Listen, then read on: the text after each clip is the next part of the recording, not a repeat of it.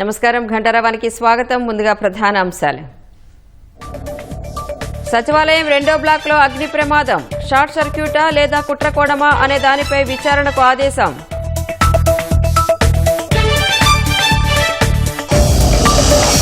సచివాలయంలో భద్రతా ప్రమాణాలను ఆడిట్ చేయాలన్న సీఎం. ఫైర్ అలారం వ్యవస్థ లేకపోవడంపై హోంమంత్రి మండిపాటు.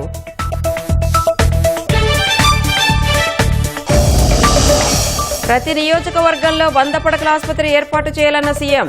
పీహెచ్సీల్లో వర్చువల్గా వైద్య సేవలు అందించాలని దిశానిర్దేశం.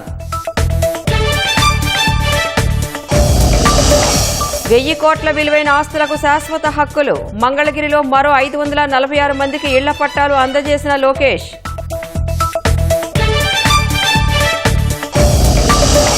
స్వయంగా తల్లినే జగన్ మోసం చేస్తున్నారన్న షర్మిల. గిఫ్ట్ డీడ్ ఇచ్చిన షేర్లు మళ్లీ తనకే కావాలంటున్నారని ధ్వజం.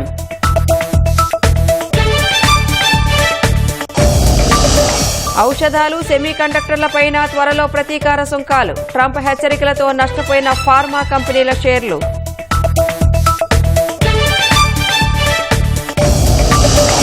థాయిలాండ్లో భారత ప్రధాని బంగ్లా సారథి భేటీ. సరిహద్దుల్లో అక్రమ చొరబాట్లను నియంత్రించాలన్న మోదీ.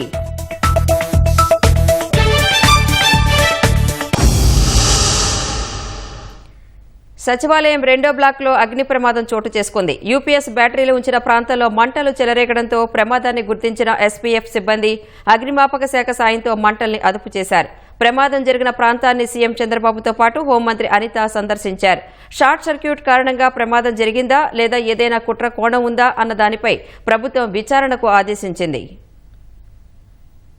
సచివాలయంలో అత్యంత కీలక విభాగాలు ఉండే 2వ బ్లాక్లో అగ్ని ప్రమాదం చోటు చేసుకుంది. యూపీఎస్ బ్యాటరీలు ఉండే ప్రాంతంలో మంటలు చెలరేగడంతో 60కి పైగా బ్యాటరీలు, 2 ఏసీలు కాలిపోయాయి. తెల్లవారుజామున 6 గంటల సమయంలో మంటల్ని గుర్తించిన ఎస్పీఎఫ్ సిబ్బంది అగ్నిమాపక శాఖ సాయంతో మంటల్ని ఆర్పివేశారు. సచివాలయం నిర్మాణం తర్వాత తొలిసారి అగ్ని ప్రమాదం సంభవించింది. అత్యంత కీలక విభాగాలైన ఆర్థిక శాఖ, హోంశాఖలు సైతం 2వ బ్లాక్లోనే ఉండటంతో అగ్ని ప్రమాద ఘటన సంచలనంగా మారింది. అలాగే డిప్యూటీ సీఎం పవన్ కళ్యాణ్ తో పాటు మంత్రులు అనిత, పయ్యావుల కేశవ్, కందుల దుర్గేష్, నాదెండ్ల మనోహర్ కార్యాలయాలు సైతం ఇదే బ్లాక్ లో ఉన్నాయి. ఈ ఘటనపై ప్రభుత్వం విచారణకు ఆదేశించింది. విద్యుత్ షార్ట్ సర్క్యూట్ వల్లే ప్రమాదం జరిగిందా లేక ఏదైనా కుట్రకోణం ఉందా అన్నది తేల్చనుంది.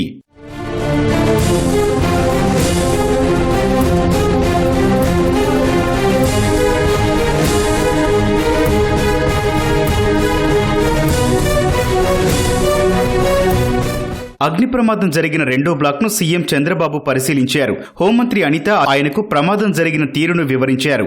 అగ్ని ప్రమాదం ఎలా జరిగింది, ఏ సమయంలో చోటు చేసుకుందన్న వివరాలను సీఎం అడిగి తెలుసుకున్నారు. ముఖ్యమైన ప్రాంతాల్లో ప్రతి చోట సీసీ కెమెరాలు ఏర్పాటు చేయాలని, తద్వారా ప్రమాదానికి గల కారణాలు తెలుసుకోవడానికి అవకాశం ఉంటుందని అన్నారు. అగ్ని ప్రమాదం జరిగిన ప్రదేశానికి ఫోరెన్సిక్ బృందం ఎన్ని గంటలకొచ్చిందని సీఎం ఆరా తీశారు. సచివాలయంలో అన్ని చోట్ల భద్రతా ప్రమాణాలు పాటిస్తున్నారా లేదా అన్నది ఆడిట్ చేయాలని సీఎం ఆదేశించారు. అనంతరం మొదటి బ్లాక్ లోని బ్యాటరీ రూమ్ ను కూడా సీఎం పరిశీలించారు. జీఏడీ, సిఆర్డీఏ శాఖల అధికారులు షార్ట్ సర్క్యూట్ వల్లే ప్రమాదం జరిగిందని ప్రాథమిక అంచనాకొచ్చారని, ఫోరెన్సిక్ నివేదిక వచ్చిన తర్వాత చర్యలు తీసుకుంటామని హోంమంత్రి అనిత తెలిపారు. ఓవరాల్ గా చెప్పాలంటే ఒక 8 to 10 minutes మధ్యలో ఫైర్ అంతటిని కూడా కంట్రోల్ చేయడం జరిగింది. ఫర్దర్ గా పెద్ద ప్రమాదమే తప్పింది అని అనుకోవాలి. ఎందుకంటే అక్కడ నుంచి కొంత స్మోక్ కూడా పైన ఉన్న ఫ్లోర్ లోకి కూడా వెళ్ళటం, అక్కడ కొన్ని ఏసీలు పాట్ అవ్వటం, అదేవిధంగా బ్యాటరీలన్నీ కూడా కొంచెం ధ్వంసం అవడం కూడా జరిగినాయి. అవన్నీ కూడా ఫైర్ లో కొంచెం కాలిన దాఖలు కూడా కనిపిస్తున్నాయి. ఇమీడియట్ గా మొత్తం డిపార్ట్మెంట్ వాళ్ళు, జీఏడీ వాళ్ళు, అదేవిధంగా సిఆర్డీఏ వాళ్ళు అందరూ కూడా ఇక్కడికి వచ్చి దాని మీద ఏం జరిగిందని ప్రిలిమినరీ రిపోర్ట్ కూడా ఈరోజు షార్ట్ సర్క్యూట్ వల్ల జరిగిందని ప్రిలిమినరీ రిపోర్ట్ కూడా ఇవ్వడం జరిగింది. అయినప్పటికీ కూడా ఇది పోలీస్ డిపార్ట్మెంట్ వాళ్ళకు కూడా అప్పచెప్పి డిపార్ట్మెంట్ వైజ్ గా కూడా దీని మీద క్లియర్ కట్ ఎంక్వైరీ చేయిస్తున్నాం. ఏదైనా ఇది యాక్సిడెంటా, ఇంటెన్షనల్ గా ఏదైనా జరిగిందా అన్న కోణంలోని కూడా దేన్ని కూడా చులకనగా తీసుకొని మనం లైట్ గా తీసుకుని పక్కన పెట్టాట్లా ఇమీడియట్ గా దాని మీద ప్రతి ఒక్క విషయంలోని కూడా కూలంకషంగా ఎంక్వైరీ చేసి రిపోర్ట్ ఇవ్వమని కూడా చెప్పుకున్నాం. సచివాలయంలో అగ్ని ప్రమాద ఘటనపై తుళ్లూరు పోలీస్ స్టేషన్లో కేసు నమోదైంది. కుట్రకోణం ఏమైనా ఉందా అనే అంశంపైన విచారణ చేసేందుకు వీలుగా ఫోరెన్సిక్ సిబ్బంది ఘటనా స్థలి వద్ద ఆధారాలను సేకరించారు. అయితే ఉండే యూపీఎస్ బ్యాటరీ రూమ్ లో ఫైర్ అలారం లేకపోవడంపై హోంమంత్రి అనిత ఆగ్రహం వ్యక్తం చేశారు. పాలనలో అత్యంత కీలకమైన సచివాలయంలో అన్ని బ్లాకుల్లోని ఫైర్ అలారాలు తనిఖీ చేయాల్సిందిగా మంత్రి ఆదేశించారు. సచివాలయంలో ఫైర్ ఆడిట్ చేయనున్నట్టు మంత్రి ప్రకటించారు. సచివాలయంలోని చెత్తనంతా 24 గంటల్లో శుభ్రం చేయాల్సిందిగా ముఖ్యమంత్రి ఆదేశాలు జారీ చేశారు.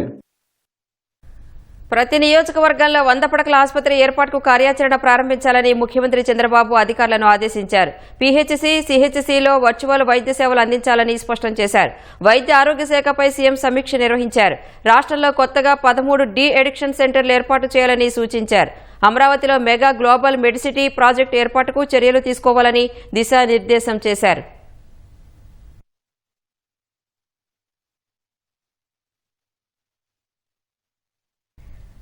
బహిరంగ మార్కెట్లో 1000 కోట్ల రూపాయల విలువైన ఆస్తిని మంగళగిరి పేదలకు శాశ్వత హక్కుగా కల్పించడం సంతోషంగా ఉందని మంత్రి లోకేష్ తెలిపారు. తన పోటీ ముఖ్యమంత్రి చంద్రబాబుతోనేనన్న లోకేష్ ప్రతి విషయంలోనూ ఆయనతో పోటీ పడేందుకు ప్రయత్నిస్తానని వెల్లడించారు. కుప్పం కంటే మంగళగిరిలో ఒక్క ఓటైనా ఎక్కువ వస్తుందని చంద్రబాబుతో చేసిన ఛాలెంజ్ను నిలబెట్టుకోవడం ఆనందంగా ఉందన్నారు. మంగళగిరిని దేశానికి ఆదర్శ నియోజకవర్గంగా తీర్చిదిద్దుతానని ధీమా వ్యక్తం చేశారు. మంగళగిరిలో రెండో రోజు మంత్రి లోకేష్ మన ఇల్లు మన లోకేష్ కార్యక్రమాన్ని చేపట్టారు. పేదలకు స్వయంగా శాశ్వత ఇంటి పట్టాలు పంపిణీ చేపట్టారు. ఎర్రబాలెనికి చెందిన 248 మందికి, నీరుకొండకు చెందిన 99 మందికి, రత్నాల చెరువుకు చెందిన 199 మందికి శాశ్వత ఇంటి పట్టాలు స్వయంగా అందజేశారు. రెండో రోజు మొత్తంగా 546 మంది లబ్ధిదారులకు సొంత ఖర్చులతో బట్టలు పెట్టి మరీ ఉచితంగా శాశ్వత ఇంటి పట్టాలు అందించారు. మంగళగిరిలో భూగర్భ డ్రైనేజీ, భూగర్భ గ్యాస్తో పాటు భూగర్భ విద్యుత్ను తీసుకువచ్చి అభివృద్ధిలోనూ స్వచ్ఛతలోనూ దేశానికి ఆదర్శ నియోజకవర్గంగా తీర్చిదిద్దుతానని లోకేష్ చెప్పారు. మీరందరూ గుండెపైన చేయబెట్టుకుని ఒక్కసారి ఆలోచించమని కోరుతున్నా. దశాబ్దాలుగా మీరు అనేక మందికి రిప్రజెంటేషన్ ఇచ్చారు, కానీ ఎవరు న్యాయం చేయాల. Bharatiya Janata party, Janasena party, Telugu Desam party కలిసికట్టుగా మీ ఇంటికి వచ్చి అధికారులతో వచ్చి ప్రతి ఇంటికి కొలతలు కరెక్ట్గా తీసి పారదర్శకంగా ₹1 తీసుకోకుండా ఈ రోజు మీకు పట్టాలు అందజేస్తున్నాం. తల్లి ఈ 3000 కుటుంబాలకి సుమారుగా 1000 కోట్ల విలువైన పట్టాలు ఈ రోజు ఎన్డీఏ ప్రభుత్వం ఉచితంగా మీ చేతుల్లో పెడతాం జరుగుతుంది. ఇది తొలి అడుగు మాత్రమే. మీ అందరి ఆశీస్సులతో భారతదేశంలోనే అన్ని రంగాల నంబర్ 1 నియోజకవర్గం ఏంటంటే అది మంగళగిరి చేసే బాధ్యత నేను వ్యక్తిగతంగా తీసుకుంటాను. ఇంటి పట్టా అర్జీ కోసం జిరాక్సుల కోసమే వేలాది రూపాయలు ఖర్చు పెట్టిన ఘటనలను లబ్ధిదారులు గుర్తు చేసుకున్నారు. ప్రభుత్వ కార్యాలయాల చుట్టూ కాళ్లరిగేలా తిరిగి ఎన్నో అవమానాలను భరించామని వాపోయారు. దశాబ్దాలుగా నెరవేరని కలను లోకేష్ 10 నెలల్లో సాకారం చేయటంపై హర్షం వ్యక్తం చేశారు.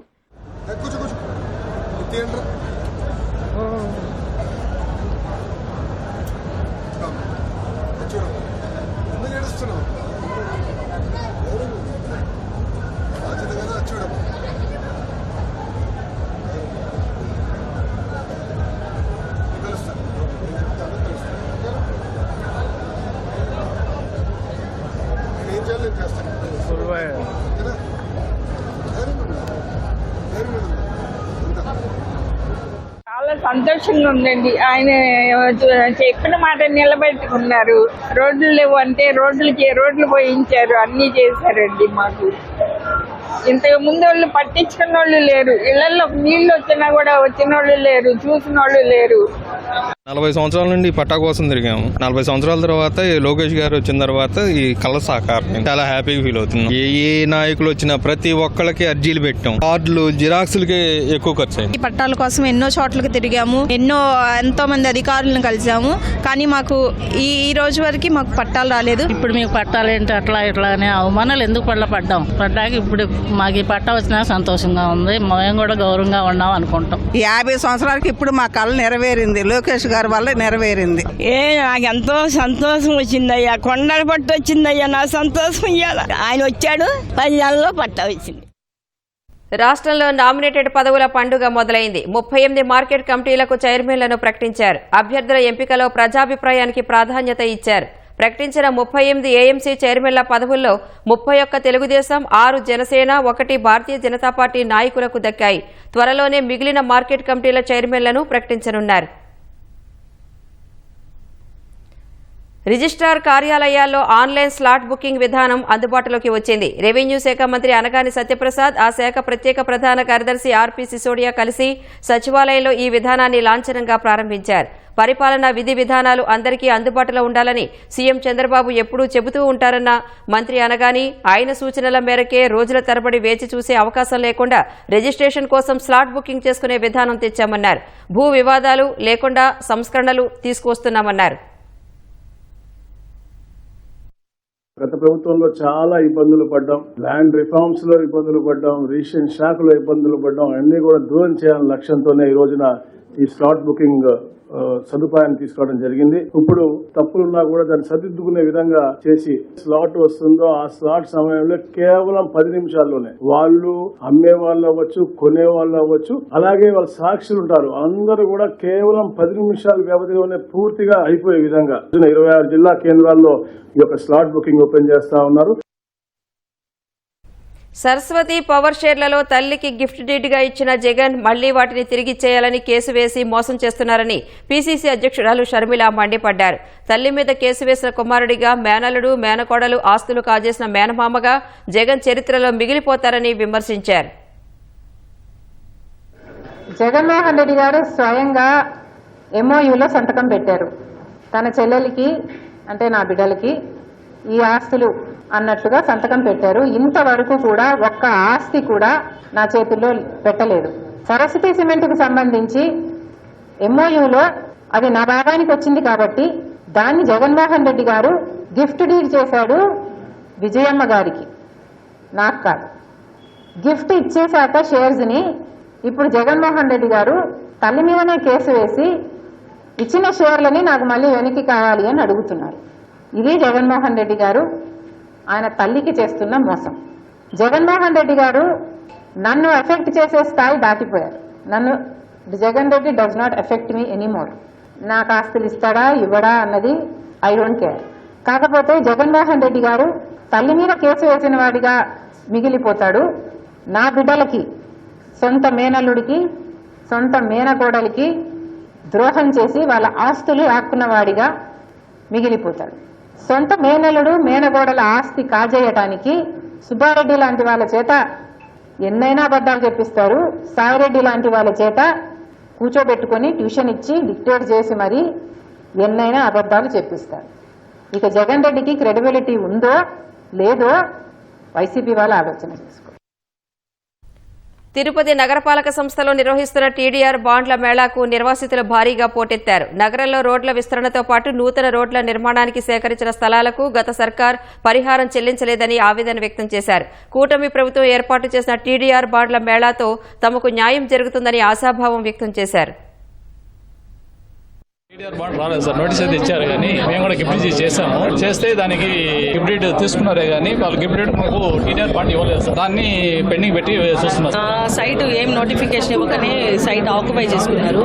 తర్వాత నేను తెలుసుకొని వచ్చిన తర్వాత ఒక 1.5 year తిప్పించుకొని అక్కడ సర్వే ఇక్కడ సర్వే అని చెప్పి చేయించి ఇచ్చిన తర్వాత నోటీస్ ఇవ్వడానికి 1 year తీసుకున్నారు.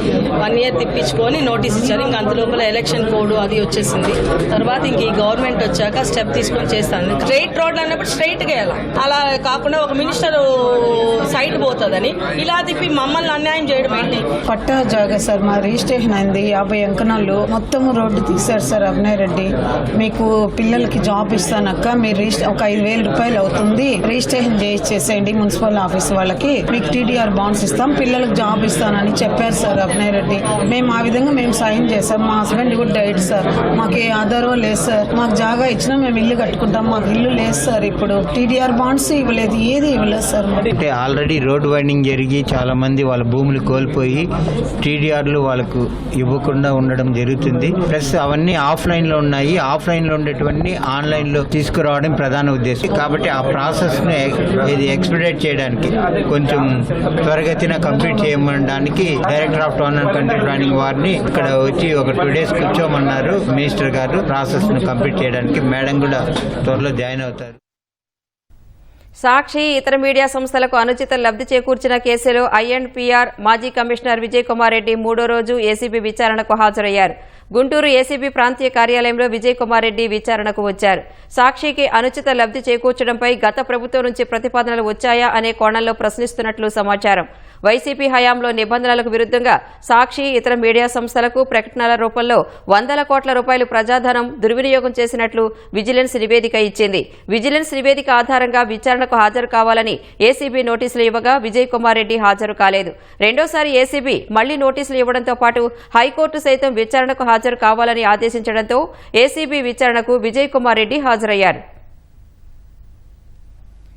వైసీపీ నేత కసిరెడ్డి రాజశేఖర రెడ్డికి హైకోర్టులో ఎదురుదెబ్బ తగిలింది. మద్యం కుంభకోణం కేసులో సాక్షిగా విచారణకు హాజరు కావాలని సిఐడి గతంలో నోటీసులు ఇచ్చింది. సెక్షన్ 160 ప్రకారం సిఐడి ఇచ్చిన నోటీసులు రద్దు చేయాలని కసిరెడ్డి రాజశేఖర రెడ్డి హైకోర్టులో పిటిషన్ దాఖలు చేశారు. వ్యాజ్యంపై విచారణ జరిపిన న్యాయస్థానం సిఐడి ఇచ్చిన నోటీసుపై జోక్యం చేసుకునేందుకు నిరాకరించింది. సిఐడి నోటీసులకు చట్టబద్దత ఉందని స్పష్టం చేసింది. మద్యం కుంభకోణం కేసులో కసిరెడ్డికి తాజాగా మరోసారి నోటీసులు ఇవ్వాలని సిఐడికి ధర్మాసనం ఆదేశించింది. అంతేకాకుండా కసిరెడ్డి రాజశేఖర రెడ్డి విచారణకు వచ్చేందుకు తగిన సమయం ఇవ్వాలని సిఐడికి ఆదేశాలు జారీ చేసింది. వైసీపీ హయాంలో మద్యం విక్రయాలు, కంపెనీలకు ఆర్డర్ కేటాయింపుల్లో అవకతవకలు జరిగాయనే ఆరోపణలతో సిఐడి అధికారులు కేసు నమోదు చేశారు. అందులో భాగంగానే కసిరెడ్డిని సాక్షిగా విచారణకు రావాలని సిఐడి కోరింది. మద్యం కుంభకోణమంతా కసిరెడ్డి రాజశేఖర రెడ్డి కనుసన్నల్లోనే జరిగిందని ఇటీవల మాజీ ఎంపీ విజయసాయిరెడ్డి మీడియాతో వెల్లడించారు. కోర్టులో కేసు పెండింగ్ దృష్ట్యా ఇతరుల సంచారంపై కంచెగచ్చిబౌలి పరిసరాల్లో సైబరాబాద్ పోలీసులు ఆంక్షలు విధించారు. 400 ఎకరాల విస్తీర్ణంలో ఆంక్షలు విధించిన పోలీసులు ప్రశాంతతకు భంగం కలిగేలా ఎవరూ తిరగొద్దని హెచ్చరించారు. విధుల్లో ఉన్న అధికారులను అడ్డుకుంటే కఠిన చర్యలు తప్పవని హెచ్చరికలు జారీ చేశారు. దురుద్దేశాలతో వచ్చే వ్యక్తుల ప్రవేశంపైన కంచెగచ్చిబౌలి భూముల్లో నిషేధం విధిస్తున్నట్లు తెలిపిన మాదాపూర్ డీసీపీ వినీత్ ఆంక్షలను అందరూ విధిగా పాటించాలని సూచించారు. కంచెగచ్చిబౌలి భూముల అంశంపై వివాదానికి ముగింపు పలికేలా తెలంగాణ ప్రభుత్వం చర్యలు చేపట్టింది. అందులో భాగంగా ఆ రాష్ట్ర ఉప ముఖ్యమంత్రి భట్టి విక్రమార్క నేతృత్వంలో ఏర్పాటైన మంత్రుల కమిటీ రేపటి నుంచి హెచ్సీయూ పాలక మండలి, విద్యార్థులు, ప్రజా సంఘాలతో చర్చలు జరపనుంది. సచివాలయంలో తెలంగాణ సీఎస్ శాంతికుమారి, రెవెన్యూ, అటవీశాఖ, పోలీసు అధికారులతో సమావేశమైన భట్టి విక్రమార్క సుప్రీంకోర్టు ఆదేశాలతో ఎలా ముందుకు వెళ్లాలనే అంశంపై చర్చించారు. సుప్రీంకోర్టుకు సమర్పించాల్సిన సమాచారాన్ని పూర్తి వివరాలతో సిద్ధం చేయాలన్న భట్టి ప్రభుత్వ భూమి పరిరక్షణకి చర్యలు చేపట్టాలని నిర్దేశించారు. విద్యార్థులు, ప్రజా సంఘాలతో కఠినంగా వ్యవహరించవద్దన్న ఉప ముఖ్యమంత్రి తప్పుడు ప్రచారాన్ని తిప్పికొట్టాలని పోలీసులకు స్పష్టం చేసినట్లు సమాచారం. థాయిలాండ్ వేదికగా జరుగుతున్న బిమ్స్టెక్ సదస్సులో పాల్గొనేందుకు బ్యాంకాక్ వెళ్లిన ప్రధాని మోదీతో బంగ్లాదేశ్ ప్రధాన సలహాదారు మహమూద్ యూనస్ భేటీ అయ్యారు. మైనార్టీలు సహా హిందువుల భద్రతపై ప్రధాని ఆందోళన వ్యక్తం చేశారు. మైనార్టీలపై జరిగిన దాడులపై సమగ్ర విచారణ జరిపించడం సహా బంగ్లా ప్రభుత్వం వారికి పూర్తి రక్షణ కల్పిస్తుందని ఆశిస్తున్నట్లు తెలిపారు. మాజీ ప్రధాని షేక్ హసీనా సర్కార్ పతనం తర్వాత ఇరువురు తొలిసారి భేటీ అయ్యారు. ప్రజాస్వామ్య, సుస్థిర, శాంతియుత, ప్రగతిశీల, సమ్మిళిత బంగ్లాదేశ్కు భారత్ మద్దతుంటుందని ప్రధాని హామీ ఇచ్చారు. బంగ్లా నుంచి అక్రమ చొరబాట్లను నియంత్రించడం సహా అందుకు సంబంధించిన చట్టాన్ని కఠినతరం చేయాలని ప్రధాని కోరినట్లు విదేశాంగ శాఖ కార్యదర్శి విక్రమ్ మిస్త్రీ తెలిపారు. ముఖ్యంగా రాత్రి వేళ సరిహద్దుల్లో గస్తీ పెంచాలని సూచించినట్లు చెప్పారు. ఈ భేటీలో మాజీ ప్రధాని షేక్ హసీనా అప్పగింత అంశం చర్చకు వచ్చిందా అని అడగ్గా సూటిగా సమాధానం ఇవ్వలేదు. ఈ అంశంపై ఇప్పుడే మాట్లాడటం సరికాదన్న విదేశాంగ కార్యదర్శి విక్రమ్ మిస్త్రీ హసీనా అప్పగింతకు సంబంధించి బంగ్లాదేశ్ నుంచి ఇదివరకే అభ్యర్థన అందినట్లు విదేశాంగ శాఖ ప్రకటించిన విషయాన్ని గుర్తు చేశారు. ప్రతీకార సుంకాల నుంచి తొలుత ఔషధాలు, సెమీ కండక్టర్లను మినహాయించిన అమెరికా అధ్యక్షుడు డొనాల్డ్ ట్రంప్ తాజాగా వాటిపైన టారిఫ్లు విధించనున్నట్లు ప్రకటించారు. త్వరలోనే ఔషధ రంగంపై గతంలో ఎన్నడూ చూడని విధంగా సుంకాలు విధిస్తామని ట్రంప్ పేర్కొన్నారు. అమెరికా హెచ్చరికలతో ఫార్మా కంపెనీల షేర్లు నష్టాలు చవిచూశాయి. ప్రతీకార సుంకాల్లో ఔషధాలు, సెమీ కండక్టర్ల జోలికి వెళ్లని అమెరికా అధ్యక్షుడు డొనాల్డ్ ట్రంప్ తాజాగా వాటిపైన టారిఫ్లు ప్రకటించనున్నట్లు వెల్లడించారు. త్వరలోనే ఔషధాలు, సెమీకండక్టర్ల దిగుమతులపై కూడా సుంకాలు విధించనున్నట్లు తెలిపారు. గతంలో ఎన్నడూ చూడని విధంగా ఔషధ రంగంపై సుంకాలు ఉంటాయని ట్రంప్ అన్నారు. ప్రస్తుతానికి వాటిపై సమీక్ష జరుగుతుందని పేర్కొన్నారు. దాదాపు $9 బిలియన్ విలువైన ఔషధాలను అమెరికాకు భారత్ ఎగుమతి చేస్తోంది. అమెరికా ప్రజలకు తక్కువ ధరలో జెనరిక్ మందులను అందించడంలో భారతీయ ఫార్మా కంపెనీలదే క్రియాశీలకమైన పాత్ర. ఔషధ రంగంపై అమెరికా ప్రతీకార సుంకాలు విధిస్తే అమెరికా ప్రజలపై అదనపు భారం పడుతుందనే అభిప్రాయాలు ఉన్నాయి. ట్రంప్ హెచ్చరికల కారణంగా ఫార్మా కంపెనీల షేర్లు నష్టాలు చవిచూశాయి.